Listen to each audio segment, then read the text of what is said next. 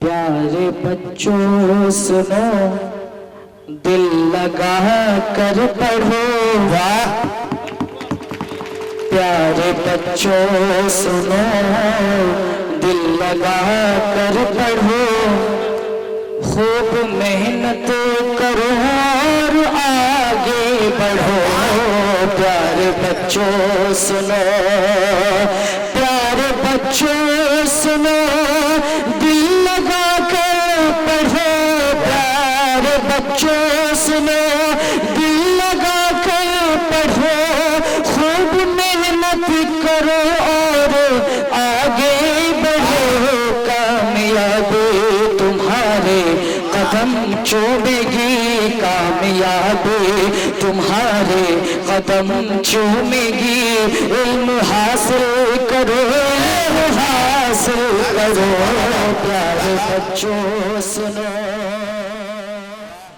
अभी हम और आप के सामने महान कवि और एक ऐसे कवि, मैंने आपसे पहले कहा था कि शिक्षा और एजुकेशन से जुड़ी हुई इनकी बहुत सारी कविताएं हैं और इनकी बहुत सारी नज़में हैं जो बड़े बड़े कवि सम्मेलनों में पढ़ी जाती है, बड़े बड़े मोटिवेशनल प्रोग्राम में पढ़े जाते हैं। आज खुद हमारे दरमियान आदरणीय श्री माहिर भारती जी अपना कविता पेश कर रहे थे। अगर आदरणीय श्री माहिर भारती साहब के कविता से आप लोगों ने भरपूर मनोरंजन किया है तो एक बार और जोरदार तालियां बजाएं उनके लिए। दोस्तों, हमारे दरमियान जहां बहुत सारे प्रवक्ता है, बहुत सारे मोटिवेटर हैं, वहीं हमारे दरमियान एक बड़ा नाम, एक ऐसे मोटिवेटर जो आज इस मंच पे हमारे दरमियान उपस्थित हैं। मैं आपको बताऊं कि एक ऐसी शख्सियत और एक ऐसी जात जिन्होंने शफी अफजल सर की तालीमी लाइन से परवरिश की है और एजुकेशन में शफी अफजल सर को गाइड, बचपन से उनको गाइड करता रहा। शफी अफजल सर ने जिनके साए में रहकर बोलना सीखा है, जिनके साए में रह के पढ़ना सीखा है, जिनके साए में रहकर लिखना सीखा है, और खुद ही वो एक अच्छे, बहुत अच्छे टीचर्स हैं, वहाँ साथ साथ बहुत अच्छे इंसान भी हैं और एक बहुत अच्छे मोटिवेटर भी हैं जो स्टूडेंट्स को, अपने बच्चों को अच्छी और सच्ची बातें बताकर अपने बच्चों को मोटिवेट करते रहते हैं, जिनको हम और आप बहुत ही प्यार से एमडी नसीम खान सर के नाम से जानते हैं। जोरदार तालियों से इस नाम का स्वागत कीजिए। मैं बताऊं कि एमडी नसीम खान सर जो मिडिल स्कूल फतेहपुर अररिया के टीचर हैं, और बड़ी बात यह है कि ये वो शख्सियत है जिन्होंने आपके सर को पढ़ाया है और इन्होंने समय पर उसको गाइड किया, जिनके वजह से आज शफी अफजल सर को यह मकाम मिला है।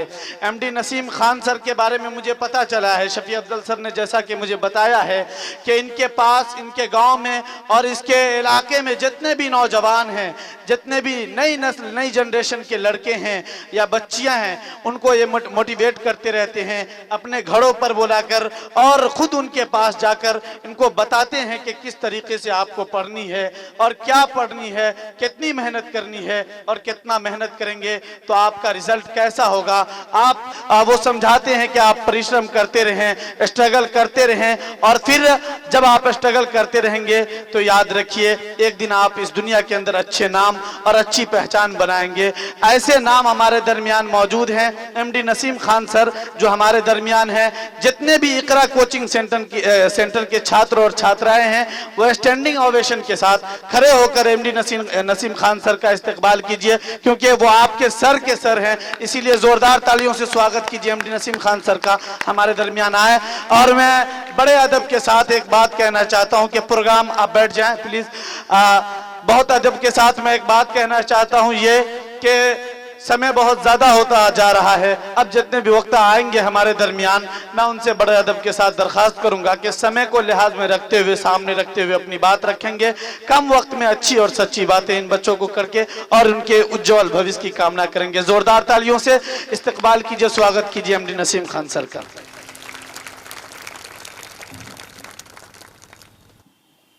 इकरा कोचिंग सेंटर, ली अकेडमी रोड, फारबिसगंज के द्वारा आयोजित कार्यक्रम मोटिवेशन फॉर द स्टूडेंट के कार्यक्रम में मंच पर उपस्थित मुख्य अतिथि अभिभावक गण और इस मंच के संचालक को मेरा बहुत बहुत नमस्कार और अभिवादन। और साथ साथ आप तमाम छात्र और छात्राओं को भी मेरा प्यार भरा दुआएं और शुभकामनाएं।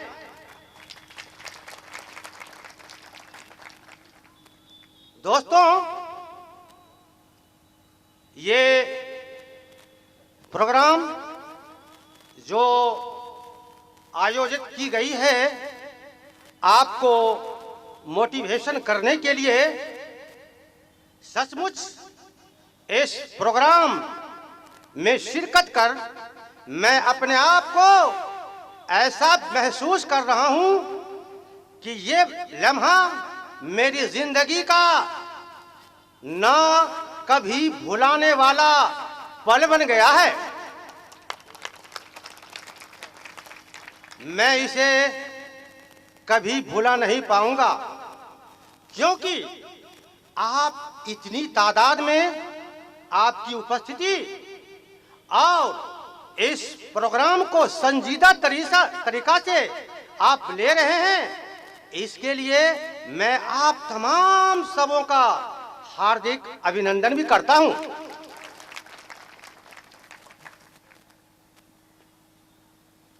दोस्तों, कहा गया है कि जब मौसम बहार हो, जब मौसम बहार हो और माहौल खुशगवार हो और माहौल खुशगवार हो, साथ ही आप लोगों जैसे मनपसंद हो, तो महफिल का मजा कुछ और हो जाता है।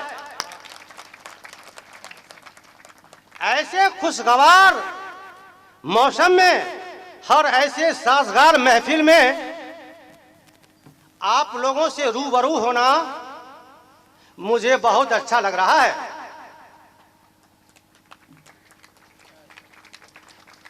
मैं चाहता हूं कि इस मोटिवेशनल प्रोग्राम में शिरकत कर रहे उन छात्र छात्राओं को मोटिवेट करने के लिए मैं अपने द्वारा कुछ ऐसी बातों को प्रस्तुत करूं जिससे आप तमाम सामीन इससे मोटिवेट हों। आज का मोटिवेशन जो आप लोगों के लिए यहाँ पर रखा गया है वो शिक्षा पर आधारित है और होनी भी चाहिए, लेकिन शिक्षा पर मैं उतना तो ज्यादा नहीं बोल पाऊंगा क्योंकि मैं विद्वान नहीं हूं, लेकिन उन विद्वानों का मैं कदर जरूर करता हूं जिन्होंने अपने ज्ञान के बल पर हमें कुछ सीखने का मौका प्रदान किया है और जिसको सीखकर मैं आप तमाम लोगों के बीच दो शब्द कहने के लायक बना हूं। हमें भी किसी ने मोटिवेट किया था और वो मेरे गुरुजन थे, तो यहाँ मंच पर मेरे जैसे अनेक गुरुजन मौजूद हैं जो आपको भी मोटिवेट करेंगे। सभी के मोटिवेशन का अंदाज ये बयां अलग होता है। तो हम लोग शिक्षा पर बातें कर रहे थे कि शिक्षा, in my opinion, education is the light of life. Education is the light of life. जीवन का प्रकाश है शिक्षा। जिस तरह से मेरे पास आंख है, लेकिन हम आंख से हम आगे नहीं देख पाते हैं। क्यों नहीं देख पाते हैं? रात में जब अंधेरा होता है तो उस वक्त भी तो मेरी आंख खुली रहती है, तो फिर मैं देख क्यों नहीं पाता हूं? आंखें तो है मेरे पास, लेकिन उस आंख को देखने के लिए एक माध्यम की जरूरत होती है, और वो माध्यम है प्रकाश। और यह प्रकाश, शिक्षा भी एक प्रकाश है जो हमें रास्ता सिखाता है। किस चीज का? आगे बढ़ने का। अंधकार से उजाले की तरफ खींच लाता है यह शिक्षा। अगर हम शिक्षित नहीं हैं तो उस हैवान की तरह हैं, उस जानवर की तरह हैं जिसके पास भगवान ने सब कुछ दिया है। उनको भी आंख दिया है, पैर दिया है, जुबान दी है, मुंह दिया है, सब कुछ दिया है, लेकिन कमी केवल एक चीज का भगवान ने रख दिया है। वह मानव जैसा ज्ञानी नहीं होता है। इसीलिए शिक्षा इंसान को ज्ञानी बनाता है, महान बनाता है। शिक्षा जिंदगी का एक आईना भी है। शिक्षा जिंदगी का एक आईना भी है। जिस तरह से हम आईना में अपनी शक्ल को देखते हैं, उसी तरह से हम जिंदगी रूपी आईना में हम शिक्षा रूपी आईना से हम अपनी जिंदगी को देख पाते हैं। दोस्तों, शिक्षा एक कवच भी है, एक आर्मर भी है, जो आपकी हिफाजत करता है, जो आपकी हिफाजत भी करता है। कब? उस मुसीबत की घड़ी में, उस परेशानी की घड़ी में, जहां से आप निकलना चाहते हैं लेकिन निकल नहीं पाते हैं। लेकिन अगर आपके पास ये शिक्षा का कवच है तो मैं आपको यकीन दिलाता हूं, आप उस मुसीबत की घड़ी में पहली बात तो फंसेंगे नहीं, अगर फंसेंगे भी तो आप आसानी से वहां से निकल जाएंगे। तो क्यों नहीं इस गुणी चीज को अपने अंदर रखा जाए, सजाया जाए, संवारा जाए। क्या आज से आप लोग शिक्षा को अपने अंदर में रखेंगे? छात्र और छात्राओं, जरूर रखना चाहिए। कोई आपसे पूछे कि दुनिया में सबसे शक्तिशाली और धनवान व्यक्ति कौन है? कोई आपसे दुनिया में पूछे कि सबसे शक्तिशाली और धनवान व्यक्ति दुनिया में कौन है, तो इसका जवाब शायद यही आप बताएंगे कि सबसे शक्तिशाली व्यक्ति वो है जिसके पास बहुत ताकत है, जिसके पास विपंच है, हथियार है, लाठी है, भाले हैं, मोटे हैं, ताकतवर हैं। आप का जवाब वही होगा। फिर आपसे पूछे कि सबसे ज्यादा दौलतमंद इंसान दुनिया में कौन है, तो उसका जवाब आप यही देंगे कि वो कोई राजा हो सकता है, वो कोई राजा हो सकता है या किसी सल्तनत का वारिस हो सकता है, और वही सबसे ज्यादा पैसा वाला आदमी होगा, दौलत वाला इंसान होगा। दोस्तों, ये बात सच है, लेकिन मेरे समझ से जब पूछिए तो वो दुनिया का सबसे शक्तिशाली आदमी नहीं हो सकता है, कभी नहीं हो सकता है। मैं इसे प्रूव करके दिखाऊंगा अभी।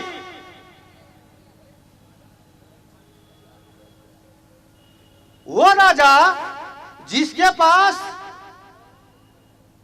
धन है, दौलत है, रुतबा है, हाथी है, घोड़े हैं, विपन्स हैं, सब कुछ है, लेकिन दोस्तों उसका साम्राज्य का पतन एक दिन जरूर हो सकता है। उसकी ताकत छिन्न हो सकती है, उसके दौलत की चोरी भी हो सकती है, उसके संपत्ति का नाश भी हो सकता है। क्या ऐसा हो सकता है? ऐसा आप मानते हैं? ये दौलत न कभी किसी की रही है, न किसी की रहेगी। ये ताकत जिस पर हम और आप घमंड करते हैं, यह न हमेशा एक समान रहा है और न रहेगा।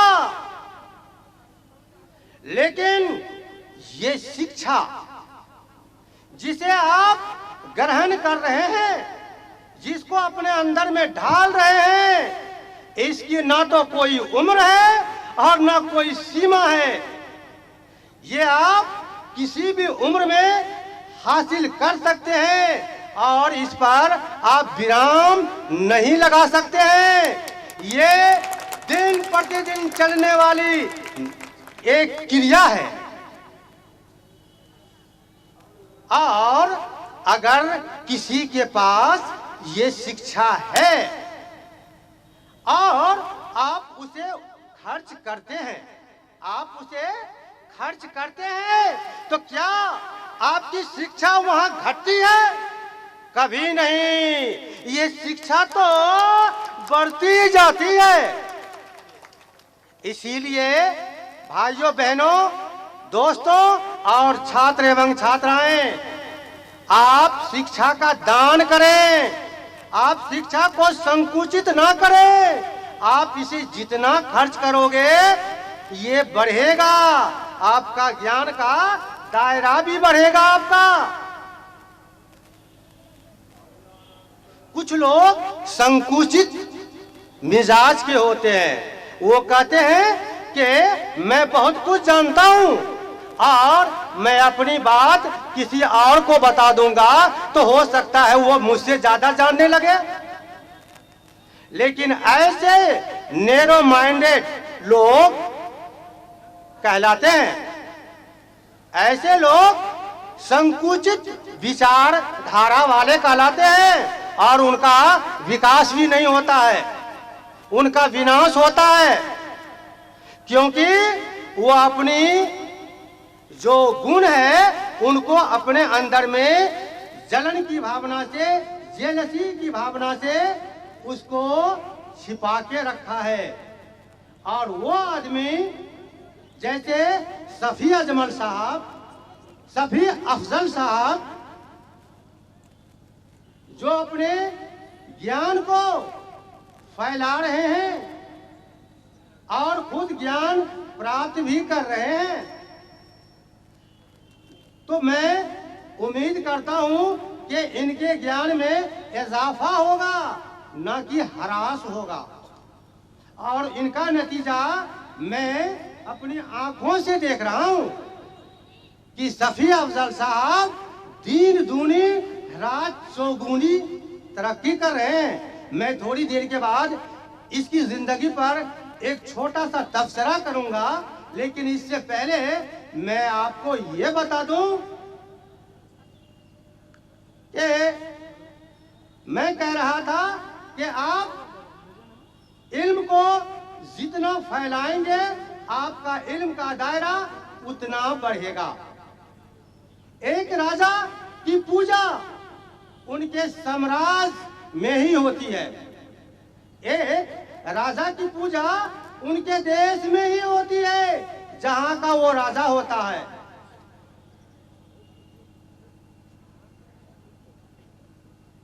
लेकिन और उनके साम्राज्य के बारे में शायद लोग भूल भी जाते हैं कि राजा कितना बड़ा था, उसका राज कहां तक फैला हुआ था, उसके पास लड़ने के लिए कितने विपन्स थे, कितने सेनाएं थी। इन सब बातों को लोग नजरअंदाज कर देते हैं। लेकिन मैं यहाँ पर बैठे हुए उन तमाम छात्र और छात्राओं को का ध्यान अपनी ओर आकृष्ट करना चाहूंगा कि क्या आप उनको भूल जाते हैं जिन्होंने गति और बल की परिभाषा को स्थापित किया था? क्या आप उन्हें भूल जाते हैं जिन्होंने परमाणु का इजाद किया था, जिनकी खोज की थी? क्या आप उनको भूल जाते हैं जिन्होंने गणित के लिए एक अहम सूत्र स्थापित किया था? क्या आप उन्हें भूल जाते हैं जिन्होंने हमारे राष्ट्रगान को लिखा था? क्या आप उन्हें भूल जाते हैं जिन्होंने मैकबेथ और द मर्चेंट ऑफ वेनिस जैसी महान उपन्यास को लिखा था? नहीं। आपके बाद आने वाली पीढ़ी भी इसे भुला नहीं सकता है और अब तक नहीं भुला पाया है। इनको अपने जहन में बरकरार रखता है। इन्हें आने वाली परीक्षाओं के लिए उन्हें याद रखते हैं। और जानते हैं वो कोई राजा था? नहीं, वो भी आप जैसे शिक्षा को अर्पण करने वाले होंगे ना। कभी वो शिक्षा ग्रहण किए होंगे, लेकिन फर्क इतना है कि उन्होंने शिक्षा का ग्रहण अपने अंदर में बहुत ही बारीकी और मजबूती के साथ की, और हम शिक्षा को उस रूप में नहीं ले पा रहे हैं। कौन भुला सकता है सर आइजैक न्यूटन के उस योगदान को? कौन भुला सकता है परमाणु के खोज करने वाले डाल्टन को? कौन भुला सकते हैं विलियम शेक्सपियर और विलियम वर्ड्सवर्थ को, जिसकी महान उपन्यास और कविताएं आज भी बच्चे बड़े शौक और ध्यान से पढ़ते हैं और उनसे इंस्पिरेशन लेते हैं? क्या आप रविंद्रनाथ टैगोर को भुला देंगे? नहीं, नेवर, कभी नहीं। बच्चों, उस राजा विशेष की पूजा केवल उनके साम्राज्य भर होती है, वहां की केवल जनता उनकी पूजा करते हैं। लेकिन इन महान हस्तियां जिनकी चर्चा मैंने आपके सामने कुछ पहले की थी, क्या उनकी पूजा केवल इंग्लैंड में की जाती है? क्या केवल भारत में की जाती है? ऐसा नहीं, उनकी पूजा पूरे यूनिवर्स में की जाती है, पूरे विश्व में की जाती है। तो आप खुद ही फैसला करो, राजा बनना अच्छा है या ज्ञानी बनना अच्छा है? क्या बनना अच्छा है? इसीलिए my dear student,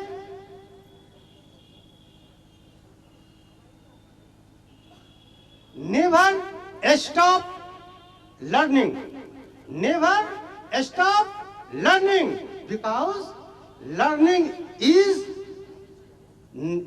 never stopped.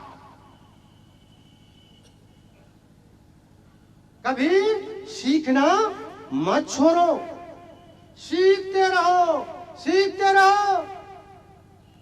एक दिन जरूर आएगा, एक दिन जरूर आएगा तुम्हारे लिए, जहां पर ये तुम्हारी मेहनतें रंग लाएगी, तुम्हें आगे बढ़ने के लिए प्रेरित करेगी। इसी पर मैं आपको मोटिवेट करने के लिए एक शेर पेश करता हूं। जब हौसला बना लिया ऊंची उड़ान का, जब हौसला बना लिया ऊंची उड़ान का, फिर देखना फजूल है कद आसमान का। एक बार फिर मुलाजा हो, जब हौसला बना लिया ऊंची उड़ान का, फिर देखना फजूल है आसमान के कद का। मेरे कहने का मतलब यह है कि कदे आसमान को देखना बेकार है। मंजिल चाहे कितना भी लंबा हो, अगर आपका डिटर्मिनेशन आपके अंदर में है, आप डिटरमाइंड है अपने आप को, तो वो मंजिल दूर नहीं। जिसे आप पाना चाहते हैं वो अब आपको हासिल होगी। उसी से मुताल्लिक एक और शेर है, जिंदगी जीना आसान नहीं होता, जिंदगी जीना आसान नहीं होता, बिना संघर्ष के कोई महान नहीं होता।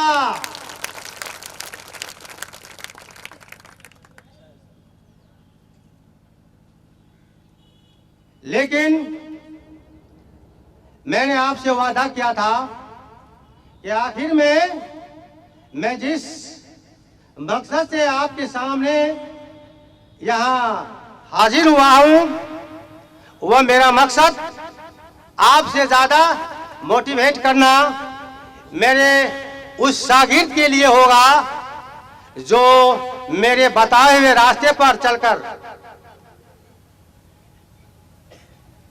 जिंदगी से जद्दोजहद करते हुए कामयाबी की उस मंजिल पर कदम बढ़ा रहा है। मैं उसके बारे में थोड़ी देर के बाद आऊंगा, लेकिन उससे पहले आपको भी मोटिवेट कर दूं।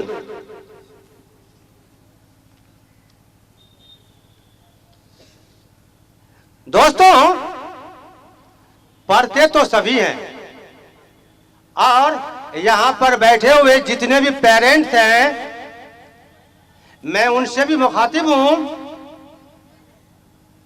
जरा इन बातों को जरूर गौर करेंगे कि पढ़ते तो सभी हैं, लेकिन कामयाबी अफसोस है कि सबको नहीं मिलती है। इसके लिए मैंने अपने आप में एक कुछ रिसर्च किया है, और मेरे ओपिनियन से कुछ बातें निकल कर आई है। हो सके तो मेरी इन बातों पर अगर आप अमल करेंगे तो आपकी जिंदगी संवर सकती है।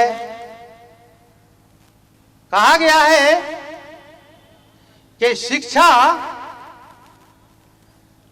गुणवत्तापूर्ण होनी चाहिए। शिक्षा गुणवत्तापूर्ण होनी चाहिए। गुणवत्तापूर्ण से मुराद उन शिक्षा से है जिसमें गुण भरा हुआ हो। अगर आप शिक्षा ले रहे हैं और आपकी शिक्षा में कोई गुण नहीं है, कोई खासियत नहीं है, कोई क्वालिटी नहीं है, तो वो शिक्षा लेना मेरे समझ से यूजलेस है, बेकार है। हम झूठ मूठ में अपने वक्त को जाया कर रहे हैं। इसीलिए स्टूडेंट को मेरी तरफ से यह नसीहत है कि अगर आप शिक्षा को शिक्षा के रूप में ले रहे हैं, उसे गुणवत्तापूर्ण बनाकर ले रहे हैं, तो निश्चित रूप से यह शिक्षा आपकी जिंदगी के लिए एक दिन बेहतर परिणाम लाएगा। बच्चे अगर शिक्षा लेते हैं और शिक्षा लेकर उन्हें बताया जाता है गुरु के द्वारा, टीचर के द्वारा, कि आप 2+2 = 4 सीख लो। बच्चे सीख लेते हैं 2+2 = 4। लेकिन अगर उसी बच्चे से कोई पूछते हैं कि 2+3 = कितना और 3+2 = कितना, तो बच्चा वहां कंफ्यूज कर जाते हैं। बच्चा वहां कंफ्यूज कर जाते हैं। क्यों? क्योंकि उसके अंदर में वह गुणवत्तापूर्ण शिक्षा नहीं दी गई है। महात्मा गांधी का कहना था कि गुणवत्तापूर्ण जिस शिक्षा में नहीं हो, वो शिक्षा एक तोते की समान लेने वाली शिक्षा है, और तोता एक रटने वाली शिक्षा लेते हैं। तोता को रटाया जाता है कि आप भगवान भगवान कहो, तो तोता भगवान भगवान कहने लगता है। कोई उन्हें सिखाता है कि अल्लाह अल्लाह कहो, तो तोता भगवान नहीं कहता है, वो क्या कहता है? अल्लाह अल्लाह ही कहता है। लेकिन अगर आप उसके पास गैर आदमी वहां जाते हैं और उन्हें कहते हैं कि कहो बेटे तोते राम राम, तो वो राम राम नहीं कहता है। क्या कभी ऐसा आपने करके देखा है? अगर नहीं करके देखा है तो उन तोता से जाकर के मिलिए जिसको किसी ने अपने यहाँ पाल कर रखा है और उन्हें कोई खास शब्द रटने के लिए कहा जाता है। तो आपका तोता केवल उतना ही बोल पाता है जितना कि उनको रटाया जाता है। तो मेरे कहने का मतलब यह है कि बच्चे रट कर तो परीक्षा में अच्छे से अच्छे मार्क ला सकते हैं। बच्चे रट लेते हैं कि कार्य करने की क्षमता को ऊर्जा कहते हैं। बच्चे रट लेते हैं कि कार्य करने की क्षमता को ऊर्जा कहते हैं। उनके डिफिनेशन को याद करके परीक्षा में बैठ करके अच्छे से अच्छे अंक तो वो प्राप्त कर सकते हैं। गार्जियन उनकी डिग्री को देखकर खुश तो हो सकते हैं। बच्चे थोड़ी देर के लिए अपने हौसला को अफजाई कर सकते हैं, लेकिन मैं उन्हें उस वक्त तक खुश होने के लिए नहीं कहूंगा जब तक कि वो कमीशन की दुनिया में, कंपटीशन की दुनिया में वह अपना एक अहम स्थान हासिल न कर ले। वहां पर आपको केवल परिभाषा से संबंधित कोई प्रश्न नहीं पूछेगा आपसे, आपको न्यूमेरिकल दिया जाएगा। आप परिभाषा से या रट करके तो परिभाषा लिख सकते हैं, उसे डिफाइन भी कर सकते हैं, लेकिन जब तक आपके पास में गुणवत्तापूर्ण शिक्षा नहीं है तब तक आप उस न्यूमेरिकल को सोल्व नहीं कर सकते हैं। ये मेरा दावा है। इसीलिए बच्चों, आप पढ़ते हो, आपके पेरेंट्स आपसे काफी एक्सपेक्टेशन लगाए हुए बैठे हैं, आपसे काफी उम्मीद पाले हुए हैं, दिन रात आपके लिए मेहनत और परेशानी उठा रहे हैं, और इस उम्मीद में कि कल के डेट में मेरा बेटा या मेरी बेटी दुनिया में वो मकाम हासिल करेगा जहां पर मेरा सर आसमान की तरफ ऊंचा होगा। तो मेरी बात मानो, आप अपने मां बाप को के नाम को रोशन करने के लिए, उनके कद को बढ़ाने के लिए नहीं, बल्कि अपनी जिंदगी की बेहतरी के लिए भी आज अहद करो, आज प्रॉमिस करो कि आज से हम गुणवत्तापूर्ण शिक्षा पर ज्यादा फोकस करेंगे।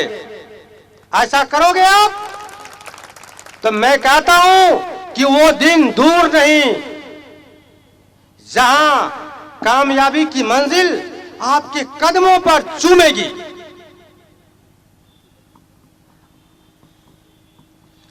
दोस्तों, वक्त तो ज्यादा हो चुका है, वक्त मेरी इस स्पीच को कंटिन्यू करने की इजाजत नहीं देता। मेरे जैसे यहाँ पर और बहुत सारे वक्ताएं आपके से रूबरू होंगे, अपनी राय से आपको नवाजेंगे, लेकिन इससे पहले कि मैं अपनी वाणी की तार को यहाँ विराम दूं, मैं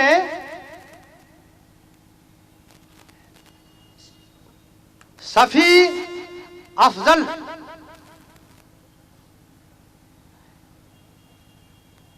के लिए इस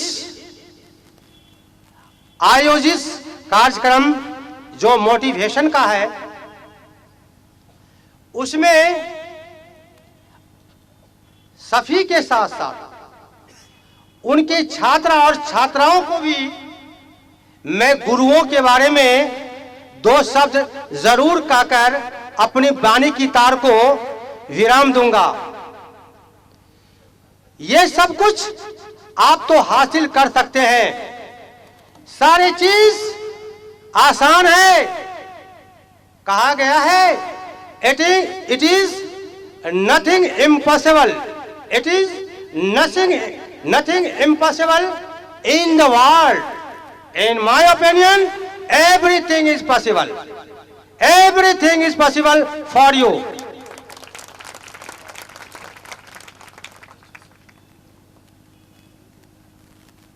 तो एक शेर मैंने,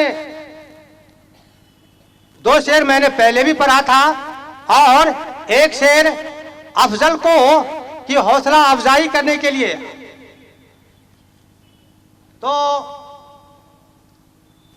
कि खुद ही को कर बुलंद इतना कि हर तकदीर से पहले, खुद ही को कर बुलंद इतना कि हर तकदीर से पहले। अरे खुदा खुद बंदे से पूछे तेरी रजा क्या है।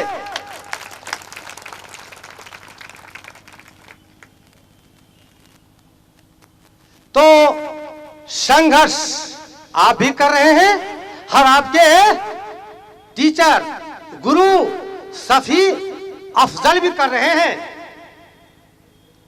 और जैसा कि मैंने कहा कि जिसका जीता जागता मिसाल सफी अफजल साहब हैं, जो अपनी जिंदगी में लगातार संघर्ष करता हुआ सीढ़ी दर सीढ़ी कामयाबी की बुलंदी को छूने की पुरजोर कोशिश कर रहे हैं। इतिहास गवाह है, इतिहास गवाह है कि जो भी ज्ञानी हुए हैं वो बिना किसी गुरु के नहीं हुए हैं। उनके ज्ञान के पीछे उनके साथ में उनका गुरु होता है। देहात में एक कहावत है कि बिना गुरु के ज्ञान नहीं, ऐसा प्रचलन की भाषा में हम लोग बोलते हैं, और बात बिल्कुल फैक्ट भी है कि बिना गुरु के ज्ञान हो ही नहीं सकता। लेकिन आज मैं बिना गुरु के ज्ञान की बात भी करूंगा। इतिहास गवाह है, आज दुनिया काफी तरक्की कर चुकी है। बच्चे के लिए स्कूल खुले हुए हैं, कॉलेज खुले हुए हैं, जगह जगह पर छोटे मोटे इदारा खुले हुए हैं जहां बच्चों की तालीम हो रही है। लेकिन एक जमाना था जिसे प्राचीन काल कहा जाता है, और उस प्राचीन काल में शिक्षा कॉलेज में नहीं दी जाती थी। उनके लिए कोई स्कूल नहीं था, उसके लिए क्या था? गुरुकुल था। क्या था जी? गुरुकुल। और गुरुकुल में ही रहकर महात्मा और गुरु बच्चों को ज्ञान देते थे।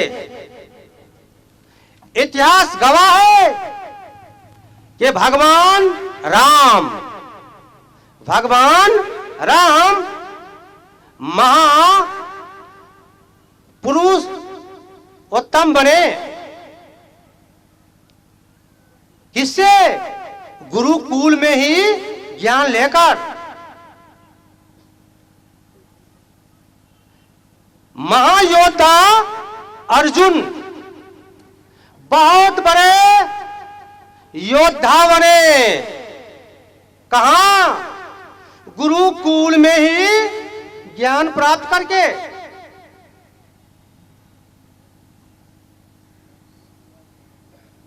लेकिन उसी गुरुकुल में जहां पर अर्जुन ज्ञान प्राप्त कर रहे थे अपने गुरु द्रोणाचार्य के द्वारा, उनके संसर्ग में रहकर, उनके छत्र छाया में रहकर ज्ञान प्राप्त कर रहे थे। और कौन नहीं जानता अर्जुन के नाम को, जो धनुष्वान के लिए आज तक दुनिया में मशहूर हैं। लेकिन उसी गुरुकुल में एकलव्य शिक्षा प्राप्त करने के लिए गए थे, लेकिन कुछ कारणों से एकलव्य को वहां पर ज्ञान प्राप्त नहीं करने दिया गया। उन पर बैन लगा दिया गया, उन पर रिस्ट्रिक्शन लगा दी गई, उन्हें गुरुकुल से बाहर कर दिया गया। लेकिन एकलव्य उन छात्रों में से नहीं थे, उन शिष्यों में से नहीं थे। आजकल के शिष्य को अगर कोई कोचिंग के मालिक या ओनर बाहर का रास्ता दिखा दिया जाए तो कल के डेट में उसे गोली मारने के लिए तैयार हो जाएंगे, उन्हें गाली और गलौज करना शुरू कर देंगे। उनके बारे में ना जाने कितने कितने शिकायत करना शुरू कर देंगे। लेकिन एकलव्य को देखिए, एकलव्य जो ज्ञान प्राप्त करने के लिए द्रोणाचार्य के पास गए थे, वहां पर एकलव्य को द्रोणाचार्य ने बाहर का रास्ता दिखाया, लेकिन एकलव्य के मन में अपने गुरु द्रोणाचार्य के लिए वही श्रद्धा थी, वही सम्मान था, वही प्रेम था, जबकि उसे उस गुरुकुल से बाहर का रास्ता दिखा दिया गया था। लेकिन उनके हृदय में अपने गुरुओं के प्रति श्रद्धा बरकरार थी। और एकलव्य कहीं बाहर जाकर उन्होंने एक प्रतिमा बनाया। क्या बनाया? प्रतिमा, एक स्टेचू बनाया, एक आइडल बनाया, और उस आइडल को, उस प्रतिमा को